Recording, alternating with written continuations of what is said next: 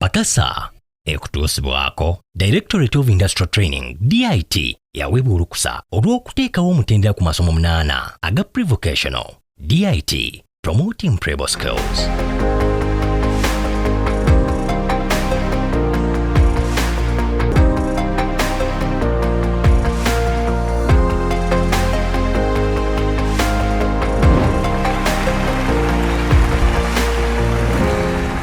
Okusinziira ku kitongole ky'emmwanyi ekya Uganda Coffee Development Authority, eggwanga erya Uganda wakati wa July 2021 okutuusa August 2022, ensawo z'emmwanyi ezakatwalibwa mawanga ag'ebweru ziri wakati wa miliyoni 6 n'okusoba, nga zino zaleetera eggwanga erya Uganda obukadde bwa dola obusoba mu 8.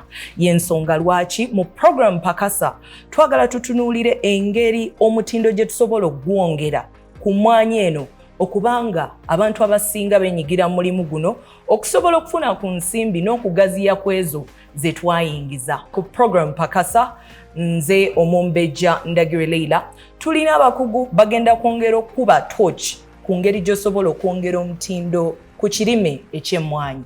Katubalabe tukomewo tulambulule ensonga zino. Mu kubakasa kwaffe nate tuggusa n'abakugu okuli mwami Bayite Kasule Steven, omuwi w'amagezi ku by'ensuulagana n'okugunjawo obuyiiya ku Embassy ya Netherlands mu ggwanga. Alina obumanyirivu mu by'obulimi obuzza amagoba naddala mu kukolagana ne Uganda n'eggwanga lya Netherlands. Yakolako ne International Food Policy Research Institute, Malaria Consortium ne Makerere University.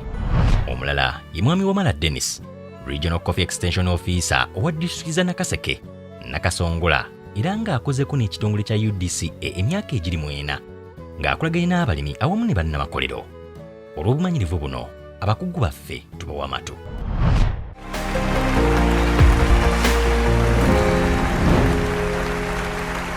Nziramu okwaniriza ku program Pakasa tutunuulira kwongera mutindo. Ekyo ky'olunaku olwaleero tugenda kuba torch ku kwongera omutindo ku mmwanyi. Kino kye kimu ku birime bye tusinga okutwala mawanga ag'ebweru. Kigaggawaza bangi abongeddeko omutindo bafunyemu era be babakugu baffe be tuli nabo. Bagenda kutubuuzaako tweyongere okulambulula ensonga zino. Tugenda kutandika n'omukulu mwami Kasule tukwaniriza ku program Pakasa. Nange nsanyusa okubeera wano. Abalabi ba program Pakasa mwenna mbalamusizza, nsuubira nti tujja kuba n'ebyokuyiga bingi. Okay, ate ku luuyi luno tulina omwami okuva mu Uganda Coffee Development Authority. Kino nno kye kitongole ekigereka omutindo ku bintu ebyekuusa ku by'emmwanyi. Tukwaniriza ku program Pakasa. Nange nsanyuse nnyo okubeera wano. Abatuwuliriza mbalamusizza. Okay, mwami Kasule ndowooza tujja kutandikirawo. Ekirime kino eky'emmwanyi omukulembeze w'eggwanga yagambye nti ayagala abantu bakyongeremu amaanyi. Era n'agamba agenda kuteekawo emitendera egy'enjawulo okusobola okukakasa nti nno amaanyi gongeddwa ku kulima ekirime kino. Tulaba abajjajjaffe omulimu guno baagukolako, bagwenyumirizaamu, ate tulaba n'abantu abalala bangi bagwenyigiddemu.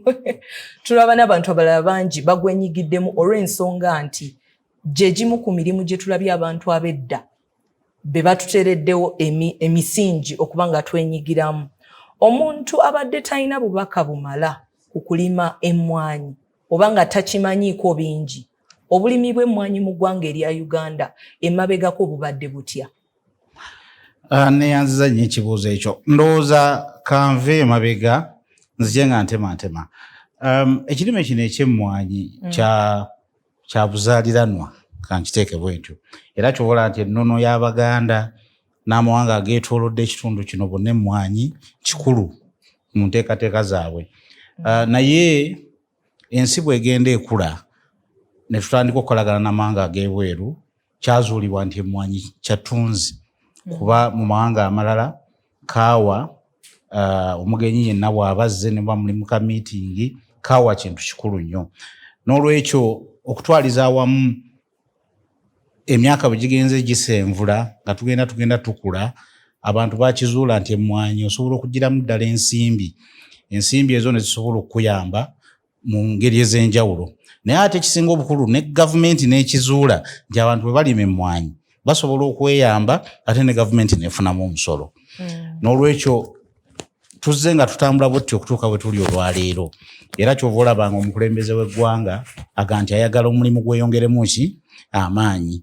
Amakulu gali nti abantu bwe bongera okulima emmwanyi ezitundibwa ne zeeyongera obungi, gavumenti efuna omusolo mungi, n'abantu ensimbi ze bajjamu ne zibasobozesa okukola ku bizibu byabwe bya ssekinnoomu, gamba ng'okuweerera abaana, okuzimba amaka, okusomesa abaana. Wangambye nti twogera ku beebuddu, ndowooza tewali munnabuddu asomye nga taliiko tafaali livudde ku mmwanyi.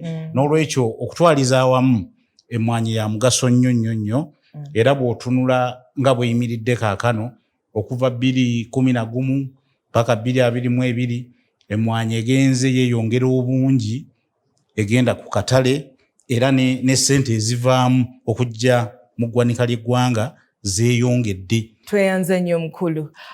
Njagala oyongereze ku mwami Kasule kyasembye nakyo. Agambye nti tukola bulungi naye ate tusobola okwongerako. Okusinziira ku mmwe ab'ekitongole ekya Uganda Coffee Development Authority, gwe kikyolaba abantu bano abalima emmwanyi kye basobola okwongeramu okakasa nti nno twongera omutindo n'okukola okusingawo okusinziira ku mbeera gye tulimu kati? Neyanza nnyo nnyabo. Mwami Kasule abadde ayogera nenzijukira ripooti ya Uganda Bureau of Statistics eyakafuluma ng'eraga embeera y'obwavu obuli mu Uganda. Naye kyali kiraga ebitundu ebirima ennyo emmwanyi nga bye bisinga okubeera obulungi. Era ng'olaba ebitundu nga ebya Buddu byayogedde nga bye bisinga okubeera n'okusoma kw'abaana okusinga okubeera waggulu, n'embeera y'obwavu okusinga okubeera wansi olwa ekirime ky'emmwanyi. Era n'otunya n'ebirime ebirala ng'ogeraageranyiza ebitundu ebirala ebirime emmwanyi, n'otunya maapu ya UBOS nga kiraga mbwe emmwanyi ya nkizo.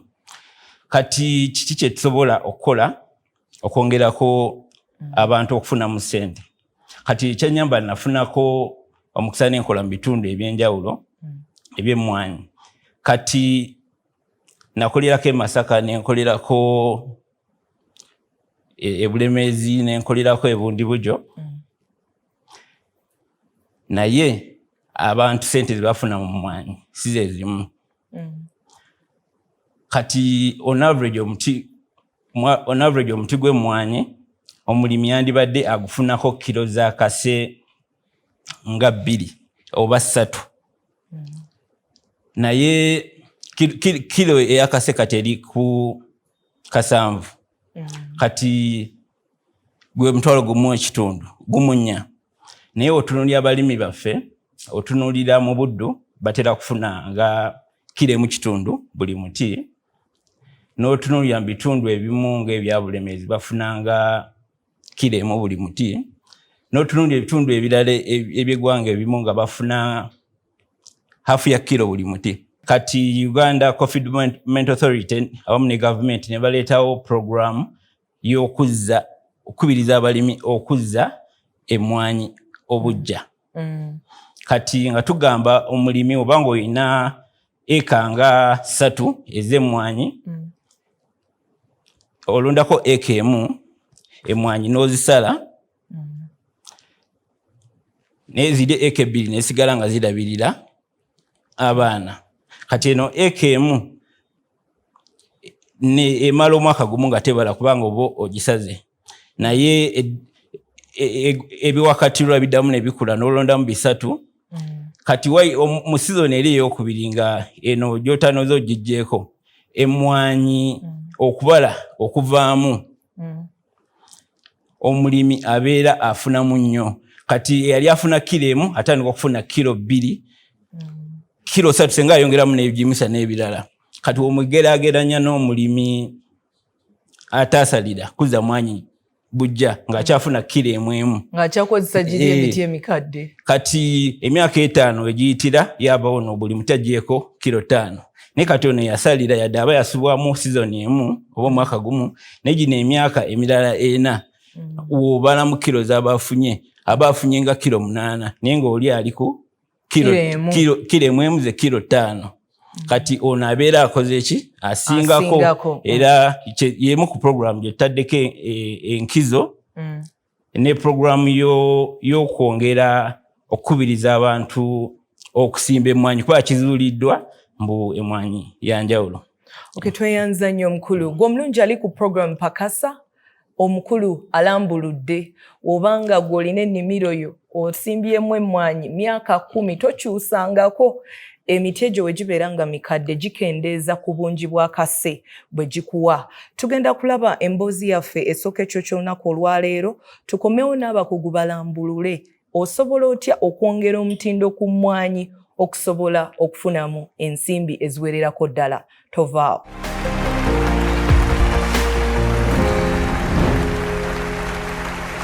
Toli mwavu mutwe gwo gwe muki mbidaba ku Bukedde okwo.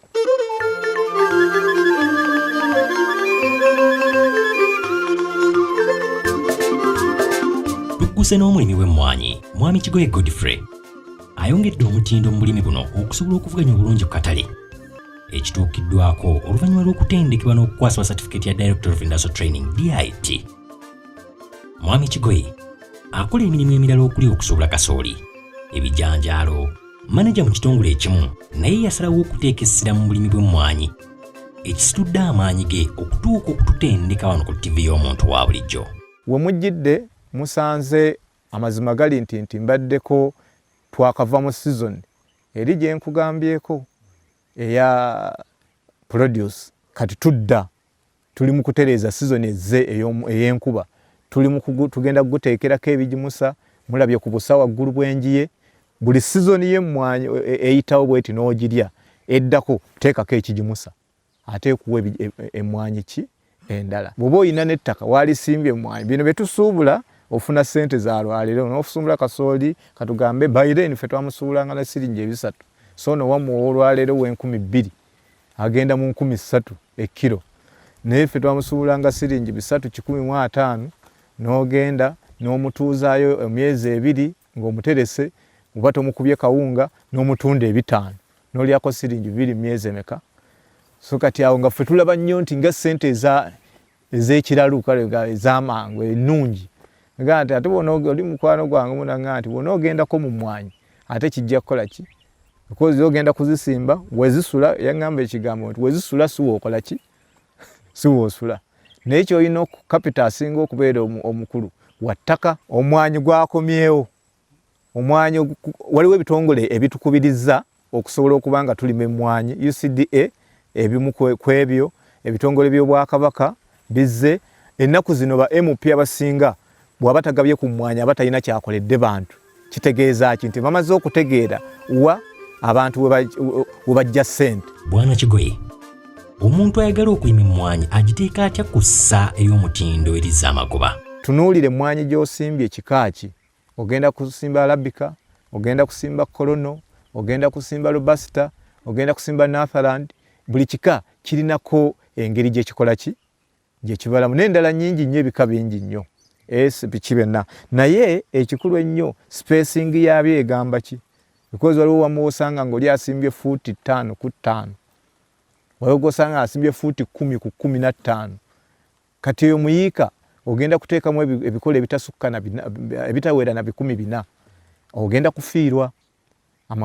Space yali badde nnungi at least wali badde okola fuuti 8 ku 8 kolono no wafu wa bulijjo fuuti at least 10 ku 3 naye lwaki okola 10 ku 3 wano buli bwosimba fuuti mita 3 mita emu ziba mu layini ziba emmwanyi zigenda kubanga ziri kumukumu abantu bakitubuuza nnyo ekyo naye ate wano gap gy'otaddewo mita 3 zino eziri okumu wano egenda ziwetanga zikola ki zidda mu mabanga gano amanene g'okoze eki ate era emmwanyi bw'oba ogitemye bw'ogirekera oba ogiwese togirekera matabi 4 nga ge tulekera yakoze 8 ku 8 yo wali badde ogirekera amatabi ameka 2 ne gasobola okuba nga galina ekitangalo oba 3 ekinene ennyo. Emmwanyi esobola okujja mu bwavu oba oluusi obutakujjaamu. Mu ngeri ki? Nti kyogenda okujjamu kyenkana ki? Nga ekyokulabirako nti mu wiiki emu waalibadde ojjamu ensawo 25 ze ttaani nga 2 n'ekitundu ku ttaani 3 mu wiiki emu.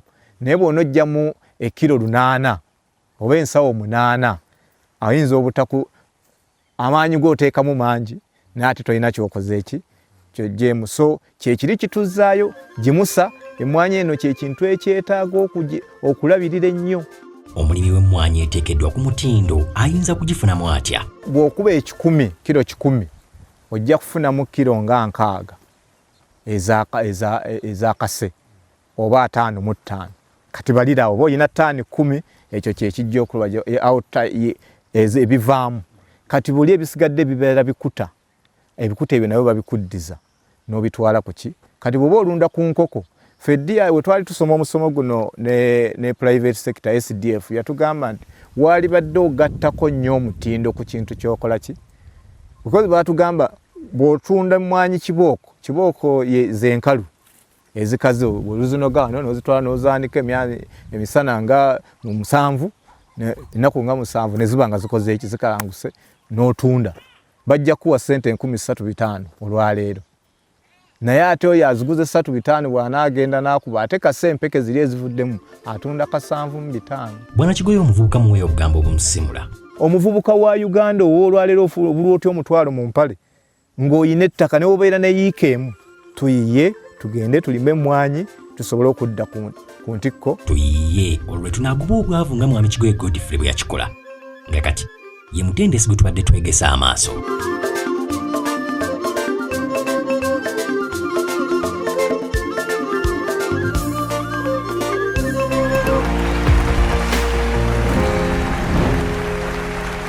Tukwebaza okwekumira ku program ekuyamba okwongera omutindo ku bintu ebyenjawulo byokola.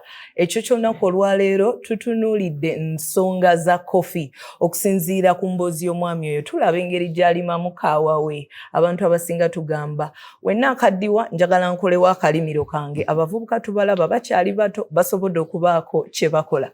Mwami Kasule okusinziira ku mboozi y'omukulu oyo, twagala tutunuulire engeri gy'addukanyamu omulimu gwe. Atuwadde ekifaananyi ekya kawa gw'atunda. Kasa amutunda wakati wa 7 ku 8. Bino bye bimu ku bintu ebimalamu abantu abamu amaanyi. Abakolamu ofiisi n'agamba nze ŋŋende nnime, tekemu obudde bwange, ngumiikirize, ngule ebigimusa, ninde enkuba, ate ntuuka okutunda nga kiro ngenda gitunda wakati wa 7 ku 8. Awo njagala tulambulule eggwanga erya Uganda abantu bayo abenyigidde emirimu gino egy'okukola ennyo bakoze batya okufunamu ekingi nga bano abongeddeko omutindo nti oyo mwami Kasajja mutunda 7 naye ate omuntu wakozemu Nescafe amutunda 5,000. Neyanziza nnyo ndowooza mwami Kigoya kyatulaze mulimu ebyokuyiga bingi naye mulimu n'ebyokwebuuza bingi. Kubanga bw'oba otunudde engeri gy'alimamu emmwanyi akulaga nti ateekamu obudde bungi ate anoonyeza okumanya. Amanyi nti akakuta kano bw'obikka ogimusa ettaka n'osobola okununga emmwanyi. Ekisinga obukulu kwe kusooka okwebuuza nti emmwanyi zino bw'oba oziggyeeyo n'ozaanika bulungi ng'ozinoze zengedde n'osobola okuzaanika n'ozituusa ku mutendera w'ogendera okuzitunda.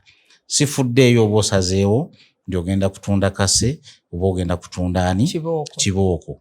Kiri eri ggwe kuba ggwe nannyini emmwanyi w'ofuniramu w'okola ki? W'otundira. Naye nze kyensooka okwebuuza bwe ntunuulidde omukulu ono ndabye nti mu katale agenda yekka. Ekyo kisoomooza kubanga bw'oba otunda si kinnoomu oba tolina ddoboozi. Mu katale bwe muba muli bangi nga mulina ensawo zammwe 2 ez'emmwanyi nga mugenda ziguza omusuubuzi ng'ali siriasi, leka bano abazannya abagula endebe emu 2. Bwe mwogera ku bbeeyi emboozi eba ya kintu kikulu era nemusobola okufuna ebbeeyi ennungi. Ekyokubiri, bwe tuba tulowooza nti abalimi baffe nga Mwami Kigoye basobola okwongera value ku mmwanyi zino ne basobola ozitwala mu katale bafunemu ssente ezisingako, tulina otandika okulowooleza wagguluko okusinga ate bwe tuli kaakano, kubanga bw'oba otunuulira n'enkola ya gavumenti kati roadmap eriwo baagala baweze miliyoni 2.24 ez'ensawo z'emmwanyi eziva mu balimi. Naye mu kiseera kyekimu tulina ebyuma ebiprocessing emmwanyi nga520 naye nga byonna bikola under capacity. Amakulu gali nti emmwanyi ntono nnyo nti tezisobola ku capacity weba ya 10 bikola ku 40%, ebitundu 4 ku buli 10 ebikola, 6 tebikola ki? Tebikola. Ekyo kitegeeza nti emmwanyi zikyali ntono. Era kitegeeza nti omuntu oli ow'ekyuma okusobola okuggyayo ssente z'ateeka mu masannyalaze oba mu mafuta akuba emmwanyi ayina kusaba mulimi ssente nnyingi okusobola okukuba ki? Emmwanyi ezo. N'olwekyo mu lufuutifuuti kyewandiise processing cost nebanga eri waggulu. Ekyo kimu. Kati bwe tuba tusindika omulimi nti ayongereko value asobole okubanga bannesikaffe, tulina okumanya nti wakati awo waliwo obwetaavu bw'ensimbi okulaba nti abaprocessinga basobola okusasula amasannyalaze oba amafuta, okupakeginga n'okukola kyokulaba nti ebintu bino bigenda mu katale. Okay. Tweyanza nnyo Mwami Kasule. Mwami Kasule akonye ku nsonga y'okwongera omutindo ku katale keyo waggulu. Naye ndowooza tujja tandika because bwe tuba tutunuulira okwongera omutindo tuviira ddala mu nnimiro. Okusinziira ku mboozi oyo omwami, gw'olaba mitendera ki abantu gye balina okusimbako ennyessira okuviira ddala mu kuteekateeka ettaka, emitendera weegiddako ne post harvest handling okusobola okuba nga twongera omutindo okuva mu nnimiro okufunamu ekingi nga tutuusiza katale? Neyanza nnyo omutesitesi. Amagezi gembeera mpa abalimi obanga ogenda kutandika okulima emmwanyi, beera ne pulaani eya ensimbi zigenda kutambula zitya, kubanga emirundi egimu tugamba tubala mbu eka 2 eka emu yakuteeka mu miliyoni 2, sizoni ngewedde nzijemu miliyoni 7. Kati olina nabala miliyoni 2 bakozi na input fertilizer n'ebirala nzijemu miliyoni 7, nkuwadde nga kyageraageranya. Abalimi bangi bakola nnyo ekintu ekyo naye nga tabaze miliyoni 2 zinaavaawa, zinakola kisente zonaateekamu okutuuka eri gy'oyagala okugenda, n'azijjawa. Kati ekintu ekyo kireetera abalimi bangi okusanga ebizibu mu kulima. Kati naabanga natuuka mu makati ga sizoni katalina ssente z'abaana n'anoga emmwanyi nga mbisi. Tweyanza nnyo ssebo. Tulaba ku program eya Pakasa omwami abadde alambulula ebika ebyenjawulo ebikkirizibwa okulimwa mu ggwanga erya Uganda. Atubuliddeko ku bintu ebisinga okusomoza abantu nga batandika okulima emmwanyi, tetutera ku planinga. Kasita bagamba nti kikola, kati omukulembeze ke yagambye nti agenda kusimbawo essira, abantu abasinga bagala kuteekawo ssente, naye ng'olina okuteekateeka. Tugenda kumulamu kati naye mu kitundu kyaffe ekyokubiri tugenda kutunuulira abantu abali ku lujegere luno olw'okulima kaawa. Si ggwe wekka omulimi, naye gwali mu ofiisi nga wandyagadde okuteekamu ssente zo nga tolimira ddala ku kyokulima, naye nga kaawa kirungo mu bintu by'okola oba ng'oyongeddeko omutindo. Tukube tooki awo tulabe engeri obubaka buno gye busobola okwongera ketafaali.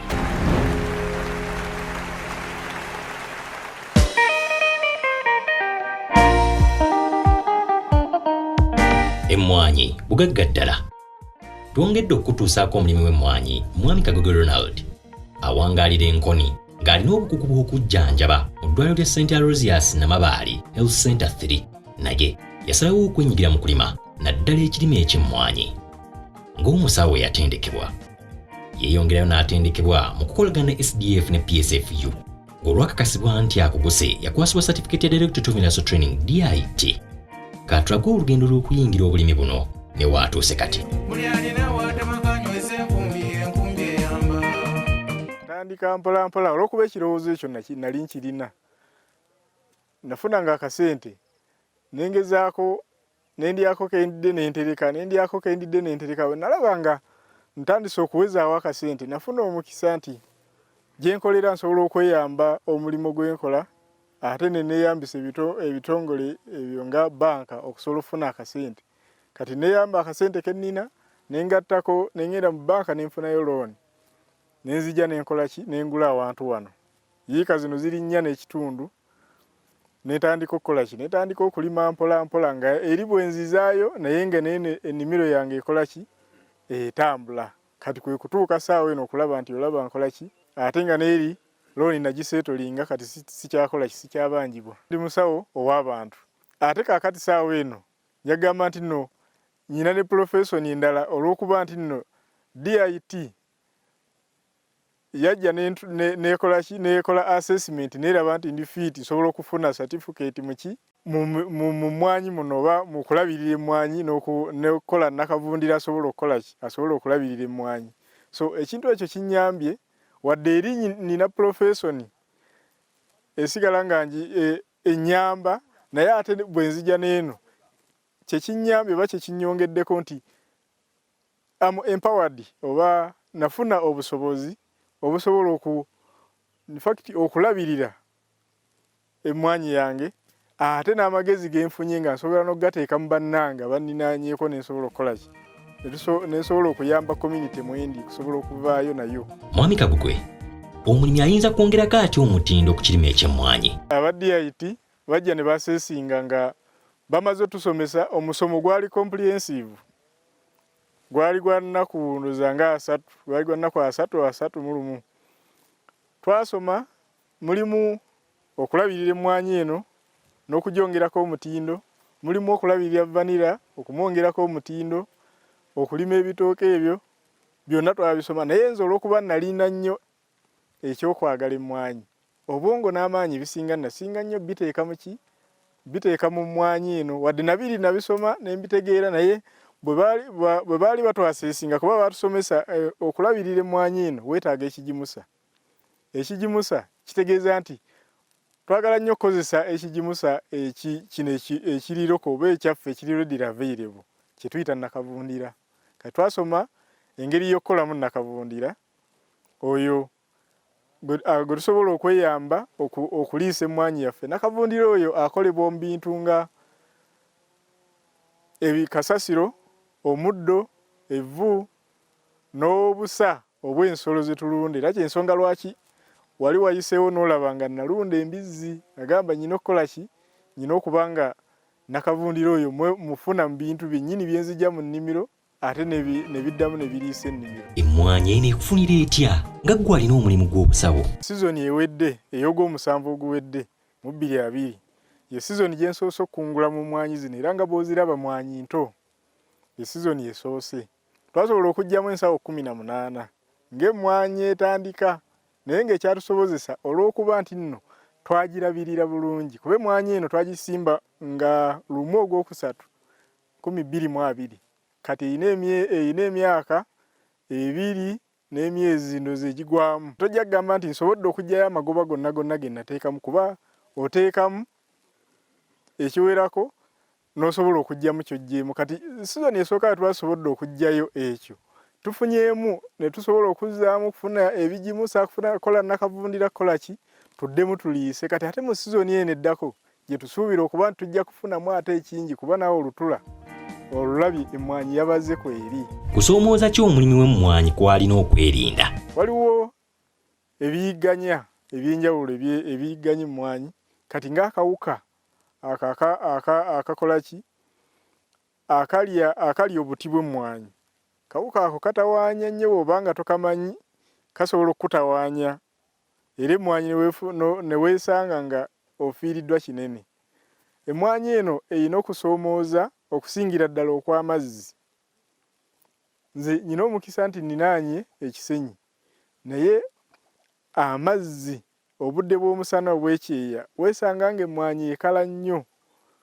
Bw'oba nga tosobodde kufuna mani power oba amaanyi agasobola okufukirira kati omusiringa guno gwonna nga toyina pampu oyinza okwesanga nga mu budde obwo ofiirwa kinene nnyo ofuna ebiwoowa emmwanyi yandibadde ebala naye tabala kati okonna kusoomooza naye era bw'oba oyingidde mu kintu ekyo ekyetegekera n'ogamba nti nja kukola kyensobola okulaba nti mbeezaawo omulimu gwange. Akalowooza akasembawo eri abakulaba. Bintu bingi nnyo byenjize mu program Pakasa naddala ebikwatagana ku bino ebyobulimi skills ez'enjawulo kuba baleeta abantu abakugu ab'enjawulo abayise mu bintu eby'enjawulo ne batuwa amagezi kati amagezi ate naffe agatuyamba okutwala mu maaso ebirimo gyaffe gino gye tukola ki. Weewaawo Mwami Kagugu abakunze okulaba n'okuyigira mu programu yammwe eno Pakasa naye mwe yajja amagezi okutandika obulimi bw'agambye bwe yasinzira okusembula ekigere ekisooka ekyaliwo mu 2020 era kati yasobola n'okukungula omulundi gwe ogwasooka naye yasooka kutendekebwa era n'akwasibwa certificate ya DIT.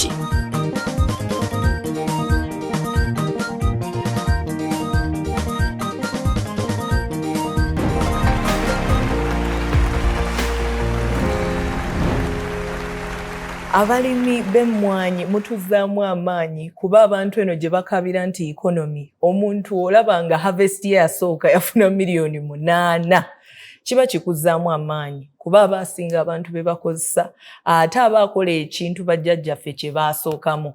Mwami Kasule, okusinziira ku mboozi y'omwami oyo abantu abasinga balimu eyo category. Twogera wano ku kwongera omutindo naye ate abantu bagala nnyo okubasomesa okwongera omutindo ku bintu ebifuna. Tulina abantu abali mu koowa eryo nga nange muntadde ogamba kale wange emmwanyi mwe muli ssente nja kuteeka miliyoni zange 2 nsuubira miliyoni 10. Omukulu omuwulidde agamba harvest esooka yafuna 8 ey'okubiri asuubira 16 ey'okusatu ate yeekubisemu emirundi 3. Abantu okusobola okufunamu kye basuubira mu bulimi obw'ekintu ng'emmwanyi biki ebirina okukolebwa? Omwami ono emboozi ye w'essuubi era bangi ndowooza batambudde bwe batyo abamu ne bayitamu abalala ne batayitamu. Ndowooza ekisinga obukulu kwe kukuba tooki mu kiki ekiremesa ebirooto ebyo okukola ki okutuukirira. Bw'oba ogenda okulima naddala mu Uganda wano tulina enkola ey'okulima nti tulinda nkuba nekola ki netonya. Bw'oba ofunye ssente zo nga bwe yeewola looni n'agenda n'agula ettaka n'asimba endokwa n'azifuna n'azissaayo mu ttaka n'amanya nti zijja kukola ki zijja kukola. Nze nno nandibadde ndowooza ng'omukugu nti bw'oba ogenda okuyingira emmwanyi zino njagala otuule okole omuzungu kyayita risk analysis. Kiki ekiyinza okulemesa kye ngenda okukola? Kankuwa ekyokulabirako. Emmwanyi ezo osobola ozissa mu ttaka omusana ne gwaka ne zikola ki ne zifa. Kitegeeza nti mu plan ono gye yayogeddeko gye nandiyise investment plan tegekera amazzi olabe nti amazzi gajja kukola ki gajja kubeerawo. Ekyokubiri ettaka era otunula ku kitundu n'omanya nti emmwanyi zaawana ettaka lya lunnyo ettaka lino ery'olunnyo ndikolera ky'okulaba nti emmwanyi zivaayo bulungi. Oyinza okuba weetaaga okukozesa layimu, oyinza okuba weetaaga okugula ebigimusa ebirala, ebyo byonna nno bitegeeza ssente. N'olwekyo ezo ssente nazo olina oziteeka ku pulaani omukulu ono gyayogeddeko. Ekyokusatu olina okubala n'otunula n'omanya nti ntaddemu bwe kiti nzigyemu bwe kiti.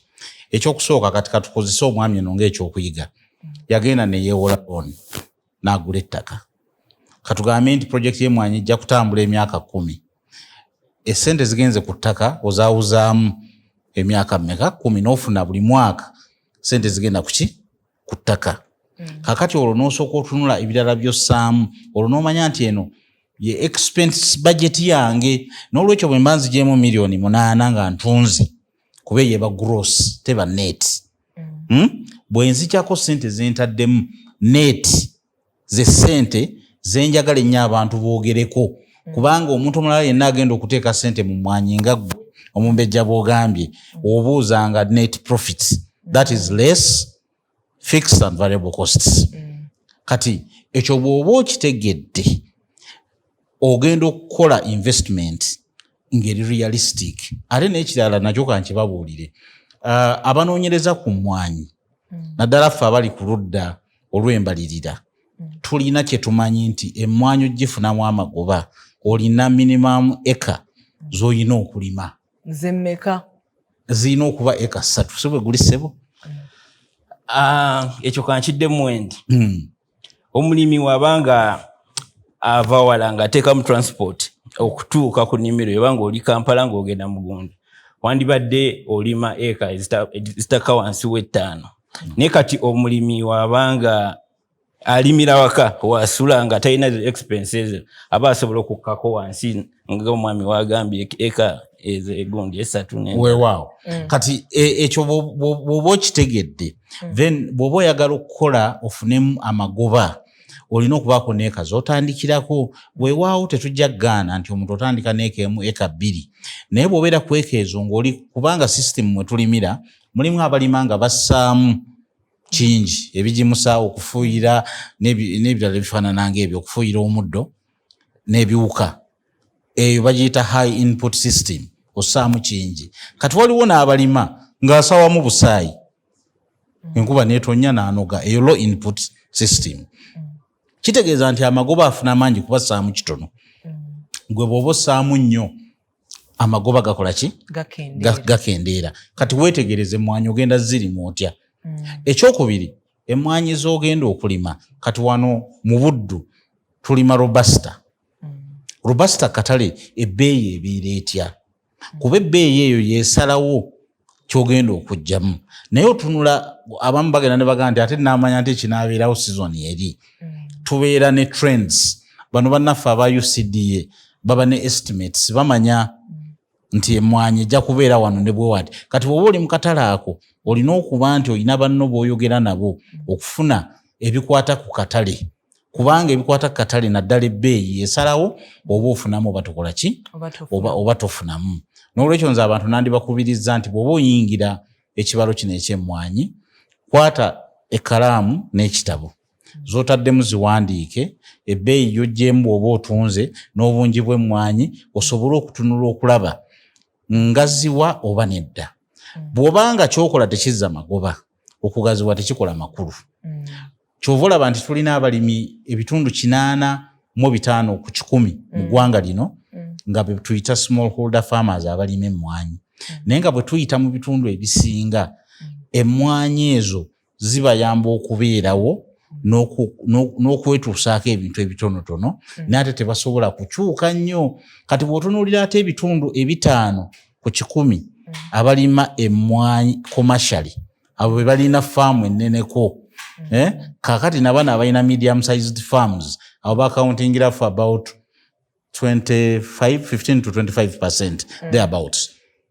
Abo obalaba nti bannaffe balima emmwanyi n'okukyuka kukola ki? Enkyukakyuka ogiraba, kubanga scale bw'oba olima ekintu kingi n'ebbeeyi gy'okozesa ey'ebintu ekendeera. Kuba ogula mu bungi ne bakuwa discounts. N'abakuguza ebintu bakubira essimu, mukulu NPK tuleete, mukulu emmwanyi bamaze zikaze bulungi tusindike roole zitwale. Olwo kitegeeza tokyateeka ssente mu transport, kubanga ono akweguya akuguza kuba ogula kinene. Toyanza nnyo Mwami Kasule. Omukulu, njagala twogere ku bintu abantu bye balina okukola mu nnimiro zaabwe okutuuka ku obwo obugazi, kuba batugambye okusobola okufuna mu mmwanyi acres ezisookerwako 3. Kakati practices ki mu kulima kuno ze nnina okuteekamu okuviira ddala mu kutegeka ettaka, ebintu eby'enjawulo bye nnina okukozesa ng'ebigimusa okusobola obutaggwamu maanyi, kuba abamu ekibamalamu amaanyi endwadde we zijja, akatale we kakyukakyuka, okutuuka ku ezo eka ezisobola okunfuula omuntu aganyuddwa mu kulima emmwanyi. Neyanza nnyo nnyabo. Omwami ono kyansanyusiza nnyo watulaze mu sizoni eyasooka yafuna $8,000,000. Kiba otunuulira ku bebe eriko kati eri 7 kibeera kiraga buli muti yafunako kiremu eyakase ku sizoni esooka. Ate omanya emmwanyi ziba zitandika butandisi, libeera zikyeyongera okukula n'okubala. Kiba kitegeeza ekinnya ng'asimba, yasima ekinnya ekiwanvu obulungi fuuti 2 ku 2. Ekyo kibeera kikuuma amazzi obulungi enkuba ne webanga teruddeewo nnyo. Omuti gubeera n'emikisa, ekikolo ky'emmwanyi ky'osimbye kibeera n'emikisa mingi okubeerawo. Era n'ekirala ateeka okuba yateekawo ne fertilizer nga asimba. Kati obanga osimba fertilizer teweetaaga mungi nnyo, ekm akasawo akamu kakumala. Oba oteekamu grams 5 kabeera kamala ekm. Kati naye kyofunamu emmwanyi etandika okubala mangu ate nga n'ofunamu mangu. Kati omwami ono munafu alina ekirala kye yatugambye wano, abalimi balina okumanya ebbeeyi nga bapulaninga. Oli wateekamu tugambe ensawo 2 oba 3 kisinze emmwanyi ezituuse obukulu bwazo, n'ogamba ataddemu 3,000 naye n'ogamba emmwanyi ebadde ekikolo ekibadde kigenda okuwa kilo emu ofune miliyoni 4 mu ekm. Okay, just kankuwa ekyogeregeranye. Obanga obadde ogenda kufuna mu kilo 4, kati n'oteekamu fertilizer mitwalo egyo gye tugambye, n'obanga ofunamu kilo 8 mu ekm. Kati obala ssente z'ofunamu ne gino emitwalo nga 3 gy'otaddemu gibeera mitono. Okay, omukulu abantu abamu batya nnyo ekintu kya fertilizer naddala abo abatunuulidde akatale ak'ebweru. Abantu b'ebweru bagamba baagala bintu biri organic oba bya butonde. Kakati ate wano tubagamba muteekemu ekirungo ate twagala bafune ku ssente eziwera. Kakati omuntu ali mu embeera tukoze tutya? Era kiba kikulu nnyo okuteekamu ekibalo mu kyokola. Kati katale kikootagetinga, kati akatale ka organic oba okatagetinga kateera kubeera less than 10%. Obanga oli omu ku abo ng'okatagetinga kiba kirungi. Then n'obala okay, kagenda kunyongera mu ssente meka. Tugambe baba nyongeramu 1,000 buli kilo. 1,000 wendukubisaamu 1,000 buli banyongeramu wendugeraageranya ne ssente ze nandifunyemu senga nyongeddeko fertilizer kilo ne zeeyongera. Kati wobigeraageranya n'olaba w'oyitirawo obanga kino kye bakwongera kye kikuyisawo ky'okola. Tulaba abamu batumalamu amaanyi, abamu agamba mmwanyi nedda. Akatale tekali predictable. Nosanga bali ebiwuka biri emmwanyi. Nosanga bali nti baleeseewo ate amateeka amapya agatiisa abantu okulima emmwanyi. Kusomooza ki gwe kwolaba okuli abantu bano abali mulimu guno kwe basisinkanye n'engeri gye basobola okwetangira? Nyanza nnyo. Nze ndowooza ng'emirimu gyonna bwe giba okusoomoozebwa tekubulamu. Naye ndowooza ekyokufuula omulimi ow'enjawulo bwe buyiiya n'okunoonya amagezi n'obanga buli kiseera otambula n'okumanya. Mubuulire nga muki? Mugezi nga mubuulire. Si bwe bagamba? Abaganda bwe tugamba nti oba mugezi ng'okoze eki? Ng'obuuliddwa. N'olwekyo abantu baffe abali mu mmwanyi balina ekyokusooka mulina okumanya nti emmwanyi kirime ebitundu 80 ku buli 100 eby'emmwanyi ebirimwa wano bitundibwa mu katale k'e Bulaaya. Era okunoonyereza kulaga nti Abannayuganda tetuli banywi bakaawa. Otyo. Kati bw'oba ogenze mu kulima emmwanyi, faayo nnyo okumanya kiki ekiri mu sekita eno ey'emmwanyi. Ekyokusooka okutwaliza awamu gavumenti yo eri mabega wakulaba nti emmwanyi zikola ki? Zirimwa. Weewaawo ate oluusi wabaawo enteekateeka ezijja zewandiise policy ng'ekigendererwa tekitambula na kigendererwa kiri ekyawaggulu. Kankuwa ekyokulabirako. Kati bw'ogamba nti oyagala ensawo miliyoni 20 mu 25 tuli mu 22 kaakati mu 25 ng'okiraba nti okuva mu 2011 paka kati emmwanyi zeeyongeddeko miliyoni 2 ez'ensawo, miliyoni 3 ez'ensawo. Kati kitegeeza nti abantu okusobola okufulumya emmwanyi balina okuyambibwa ennyo. Abantu basoomoozebwa tebalina balimisa. Abalimisa mu byalo tebakyaliyo. Omukulu nga tumaliriza program Pakasa, njagala osiigire omuntu atulaba essaawa zino eyandyagadde okwongera omutindo ku mmwanyi naye ate ye nga talima nga tumaliriza programu yaffe nga si mulimi yali mu ofiisi yalina ayagala kweyunga ku lujegere. Olujegere lw'okwongera omutindo ku mmwanyi erimu ku obanga oyagala tugambe kuyiga kusiika mmwanyi na kuzisekula Makerere University Farm Ekabanyolo waliyo Churad project ogendayo noyiga okusekula emmwanyi noyiga okuzisiika noyiga okuzipakinga ate ku bbeeyi esinga okubeera wansi kati osobola nogendayo kola olunaku novayo n'emmwanyi zo ng'ozipakinze kati abatuuliza abaagala okwongerako omutindo basobola okugendayo egayaza Ekabanyolo. Tweyanza nnyo omukulu gwe omulabi waffe owa program Pakasa tukwebaza okwekuumira ku nsibuko y'okumanya ekyo ky'olunaku olwaleero tubadde tutunuulira kwongera mutindo ku kirime eky'emmwanyi oba mu lufuutifuuti kye wandiyise kofi naye nga bajjajjaffe ab'edda we baakikolanga beegattiranga mu associations oba ebibiina eby'enjawulo kwe kusobola okuwangula olutalo olw'akatale olutalo olw'okumanya olutalo olw'ebintu eby'enjawulo ebyabasomoozanga mu kulima emmwanyi era tulaba unions ezikyaliwo essaawa zino ng'eya Bugisu Cooperative Union basobodde okutambulako olugendo luno olw'ensonga nti bakoledde wamu kitegeeza kintu obwegassi g'emaanyi. Nkwebaza okulaba program Pakasa tukutuusibwako bannaffe aba Directorate of Industrial Trading. Tugenda kufuna obubaka okuva ewa chairperson wa DIT. Nkwagaliza ekiro ekirungi sula bulungi weeraba.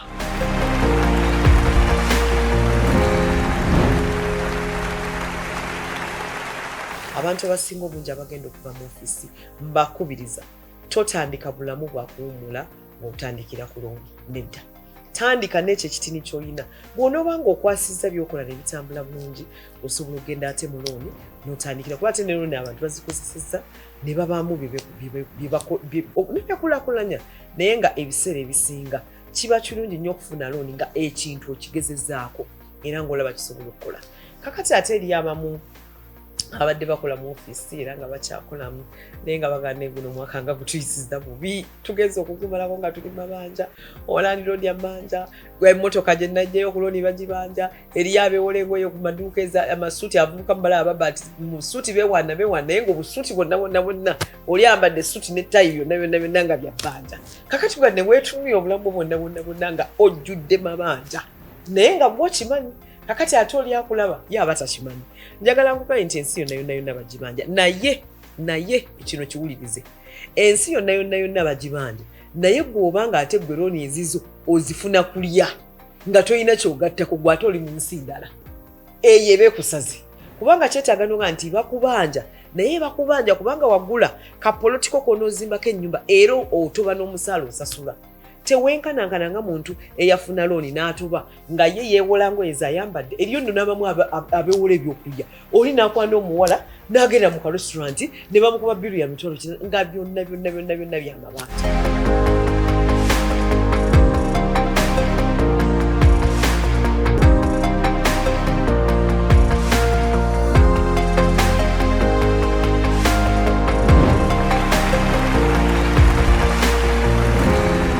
Directorate of Industrial Training kitongole ekiri mu minisitule y'ebyenjigiriza n'emizannyo kirina obuvunaanyizibwa okugezesa obukugu bw'abantu bonna mu mirimu egy'omu mutwe n'okuwa ababa bagezeseddwa ne bayita amabaluwa agakakasa ebyo bye baba bakuuseemu wadde nga baasoma oba nedda. DIT egezesezza abantu basoma mu 259,972 ng'eyita mu kubawa amabaluwa ku ddaala ery'emitendera egy'enjawulo okuli level esooka ey'okubiri ey'okusatu n'ey'okuna era n'endala. Ebbaluwa ya DIT erina emigaso ntoko okuli okuwa obuvumu eri oyo agirina okwesimbawo ku bukulembeze mu mitendera egy'enjawulo mu ggwanga okufuna emirimu wano n'ebweru w'eggwanga awamu n'okukuyamba okufuna ttenda. Abaana okuva ku siniya esooka baakwewandiisa mu masomo ag'ebyemikono olwo bagezesebwe ku nkomerero ya siniya ey'okusatu era baweebwa ebbaluwa ya DIT ey'eddaala erisooka wansi wa Uganda Vocational Qualifications Framework. Okumanya ebisingawo bakyaliri ku kitebe ekikulu plot 97 ku 99 3rd Street Industrial okulira Vision Group. DIT, promote employable skills.